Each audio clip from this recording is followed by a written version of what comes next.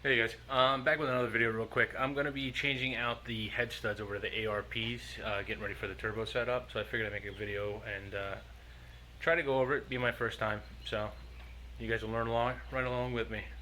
So let's go.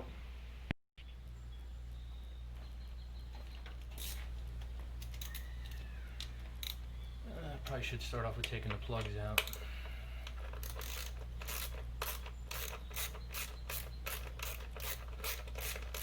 So 10 mils on the plugs, take those out, and then from there we'll probably go to the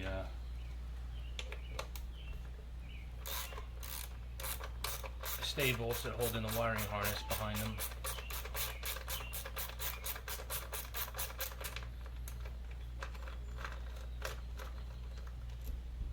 Pretty warm day today, not that much comfortable. And the wind's blowing everywhere but inside the garage.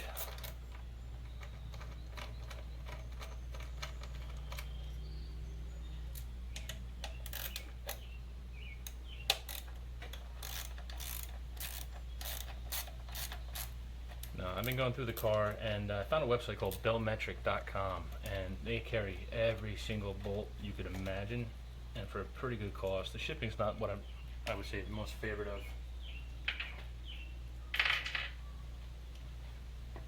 But if you think you need it, they definitely most likely have it.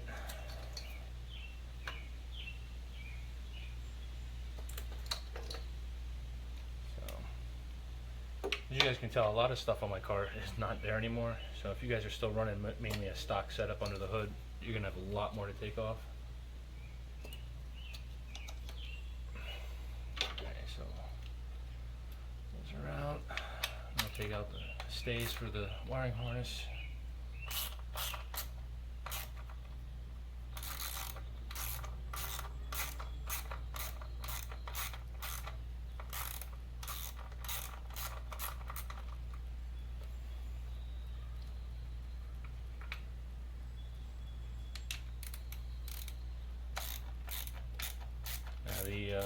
This is my other original valve cover. I had this one powder coated. After we get done with the head studs, the new one I got, I had 8 AN bungs welded in place of the PCV and the vent, and that will be going on in place of this. Give it a little bit more breathing. Don't worry too much about these engines and blow by.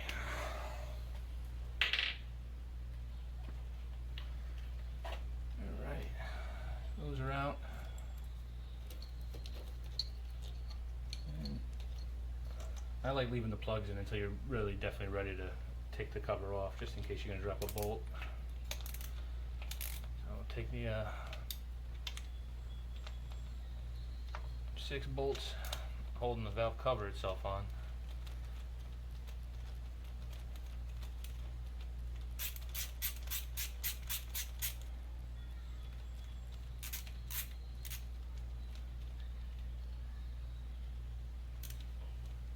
Get stuck on the gasket pretty easily.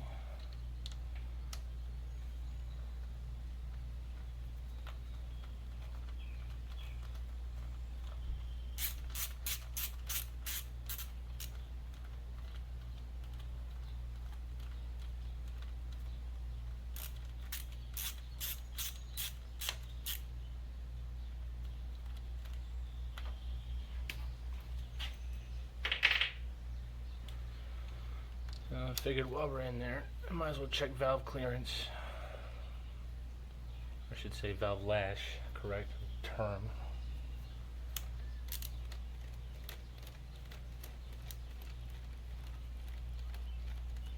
I had that set about a year ago now. One of my buddy's dads is a race mechanic. So my engine runs a little clattery loud, but trust me, it's been set.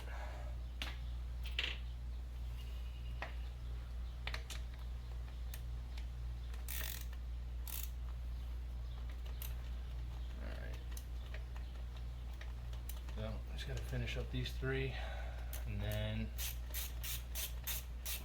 there's a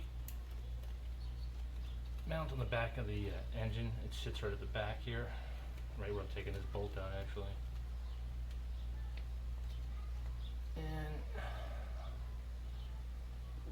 I've learned is that when you're trying to get the valve cover off, you have to at least loosen this bracket back here, which is actually meant to pick the engine up with, but it also houses a ground for your sensors.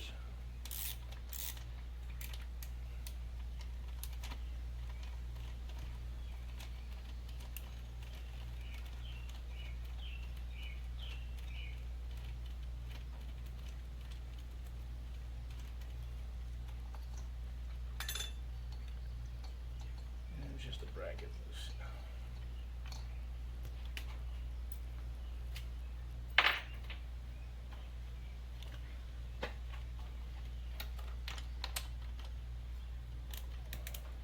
This was the most annoying to get around the dipstick.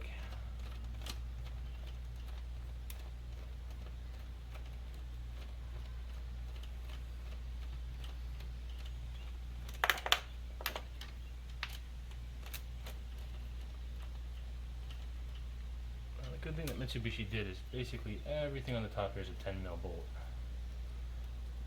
And if I remember correctly, even the original baffle, plastic baffle that was on top was held on by 10 mils. So one size, you could take basically the top of it off, except for that bracket bolt's a 12 mil.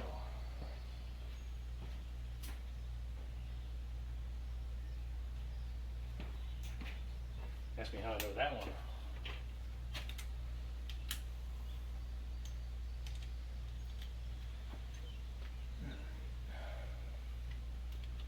This one's just a pain to get to.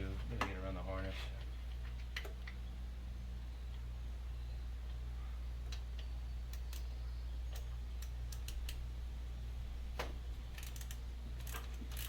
Now this bracket you don't have to completely remove, but you do have to loosen it and pull it away so you can actually pull the valve cover away from the timing and then up. Because the cover for the timing actually goes over the lip on the valve cover.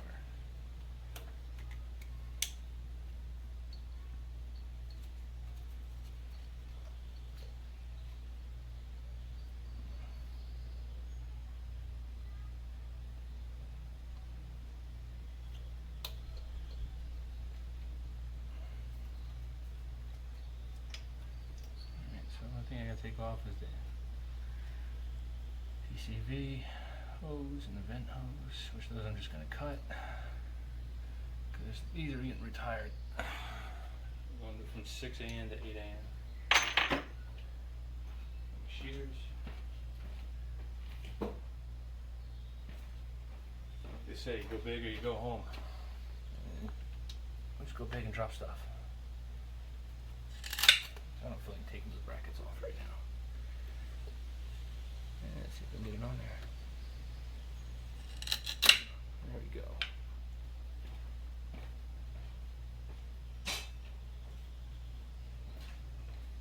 So the only reason I cut those is because they're going in the trash anyway. Pull the plugs out, and I'm all about going back where they came from.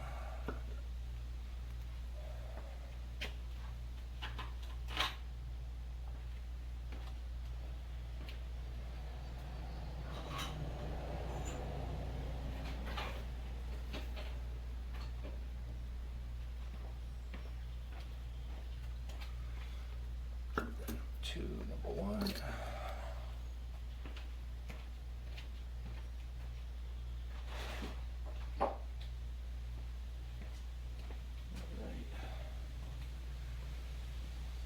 I said, I'm just going to pull it away, up. Make sure you don't hit this bracket too much.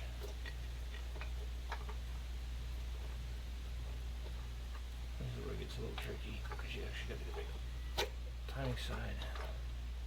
Try to do it without gouging the crap out of your cover. And not really have a full because it keeps getting stuck. It's being a bitch.